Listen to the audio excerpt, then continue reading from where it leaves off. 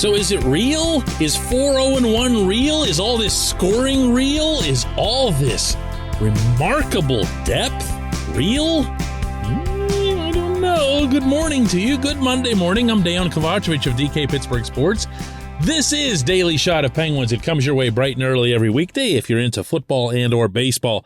I also offer daily shots of Steelers and Pirates where you found this. The Penguins are in Edmonton playing the Oilers tonight, and they have a chance to extend their point streak to open the season. They also have a chance to add to their ridiculous goal total that they've piled up through 5 games, in having scored 27 already, 4 times, scoring 6 goals, including the 6-3 victory in Columbus a couple nights ago. It's a good hockey team. This has been the foundation for my analysis of this team for months now. It looked like it was going to be good. It's playing out to be good. And yet, I have a fear, and I think it's a reasonable one, that the expectations are going to get crazy high here. And they shouldn't. At least not at this rate. Not to be a wet blanket here, but they haven't faced the best teams in the league. And when they haven't faced the best goaltending in the league, to put it mildly. Even when they went against the Lightning, they saw Brian Elliott instead of Andrei Vasilevsky. They've also seen Sam Montembeault. They've also seen Elvis Merzlikins, Cal Peterson, who's really struggling for the Kings. It's just temper it is all I'm saying here. They're not going to win every game they play. They're not going to get a point out of every game they play. They're certainly not going to score 6 goals in every game they play for the remainder of the winter. And there's going to be some stinkers in there, although we can argue that already there was a stinker in Montreal and, of course, that first period in Columbus. It's going to even itself out.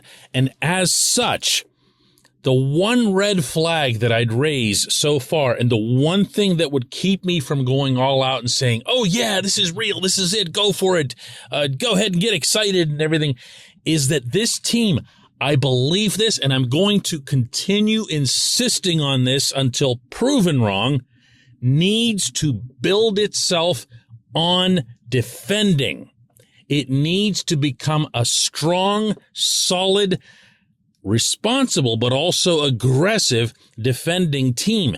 And that really hasn't been the case to date.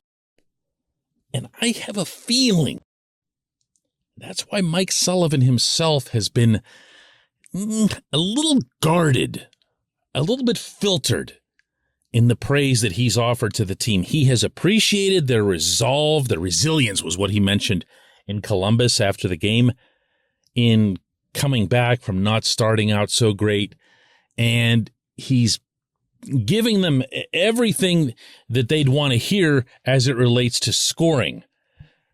But he knows they're not going to be able to score their way to a championship. He knows that, and he's got to start sending that message to them sooner rather than later. This portion of Daily Shot of Penguins is brought to you by the good people at the Greater Pittsburgh Community Food Bank, where they're committed to providing food for all of our neighbors in need across Western Pennsylvania. They, in turn, need your help. Find out how $1 can be turned into 5 full meals.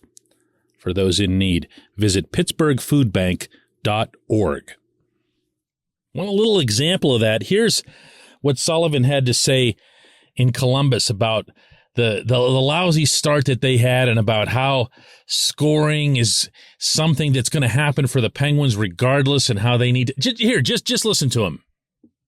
I think it's important that you have that balance where other lines, other people can step up and chip in offensively in those situations. And we've gotten that in this early part of the season. We're getting offensive production throughout our whole lineup. I just think it makes us so much more difficult to play against. You see what I mean there?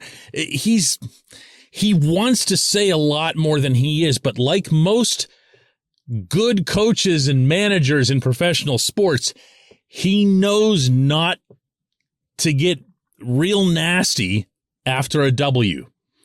Say what you want about the Penguins' overall showing in Columbus. The fact of the matter is they were down 3-1 and they ended up winning 6-3. You don't go into your room after that and blister these guys, because as soon as you turn and walk out of that room, they're all going to look at each other and go, the heck did he want?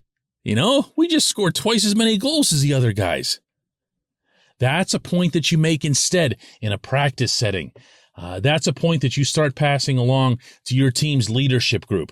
And by the way, that's also why when Sidney Crosby was asked after yet another 3-point output of his own in Columbus, how he thought the team was playing, he was measured too. He threw out stuff like, we can be a lot better. And they can. Look, how do I put this without sounding like a total wet blanket here? I don't know that I can, but I'm going to give it a shot. This team can score, and this team can skate, and this team continues to have high-level skill. And when you consider that someone like Danton Heinen can just, like this, go from third line to first line and become an impact guy for you that night, then the depth is something that's contender-worthy. It really is. But this team at this age level, and for the amount of hockey that has to get played in the playoffs and all the octane that's involved in that, is going to have to be founded from the back out. I have said repeatedly that the only way this team competes for the cup this season is if Tristan Jarry competes for the cup. But he'll need help. He'll need way better and way more aggressive pursuit of the puck in the Pittsburgh zone than what he got the other night in Columbus.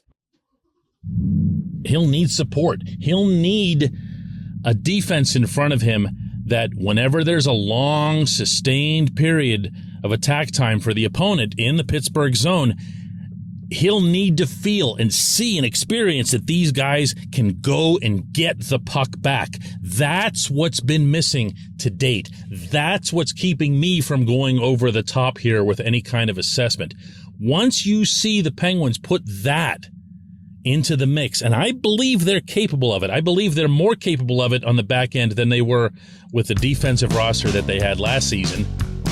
Once that happens, well, look out. When we come back, J1Q.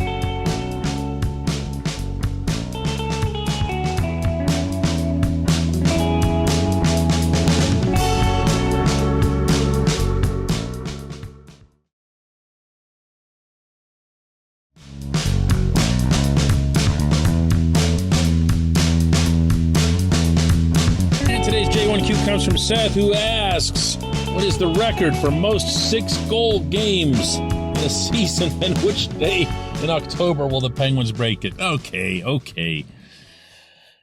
It's a very good offensive team when everyone's healthy and when everyone's churning. Now, what I could keep being the wet blanket here and point out to you that they're all not all going to stay healthy and they're not all going to stay churning. First of all, too much of the top 6 is in the mid-30s. And from there, you've got the Jason Zucker factor. You look at this team just with Zucker alone, just isolating on him and the difference that he makes for that second line. I don't think it can be overstated. He does so much of the dirty work, so much of the Energizer Bunny type work, that it frees up space and time for Evgeny Malkin, and of course, in turn for Brian Rust as well. But Zucker can also make his own plays. And that second line in general has been such a difference for the Penguins between last season to this season. Now, in turn, you owe that in large part to Rickard Rakell fitting as well as he has on the first line. And then you can throw in that Danton Heinen's been so good and that Kasperi Kapanen's been way better than anybody expected. Jeff Carter hasn't looked like the declining version of himself that we saw over the last couple months of last season. But then the more I talk about it, the more you realize that some bad stuff's going to happen along the way. And we're going to have all kinds of questions about the age, the brittleness, the just in general not having the same energy level that they all have right now. And that's why I keep coming back to find a way to spell these guys. Find a way to balance out their regular seasons. Want to hear something that I really like that almost nobody's talking about so far? Chris Letang's usage. You notice that he's not out on the PK? Have you noticed that his ice times haven't been super wild, like 25, 26, 28 minutes? Have you noticed that Sid isn't taking as many faceoffs? Do you have any idea what kind of wear and tear on the body faceoffs alone can cause? The damage that gets done to your knees, your shins, your hands, your wrists, you're getting whacked up pretty much every time. If you take that out of a player's mix, if you take that out of a skilled centerman's mix, something that would affect him from being as sharp as he needs to be when it comes to making a pass or finishing a play, yes, this is what you do. Resting guys on pointless practices or pointless skates, or not, having them, I don't know, go out on the ice the day after you play 2 games or whatever. Just cool it with these guys. They know how to take care of themselves. They know how to pace themselves. They know how to keep themselves in condition. Not everything has to be hockey the way it was in 1967.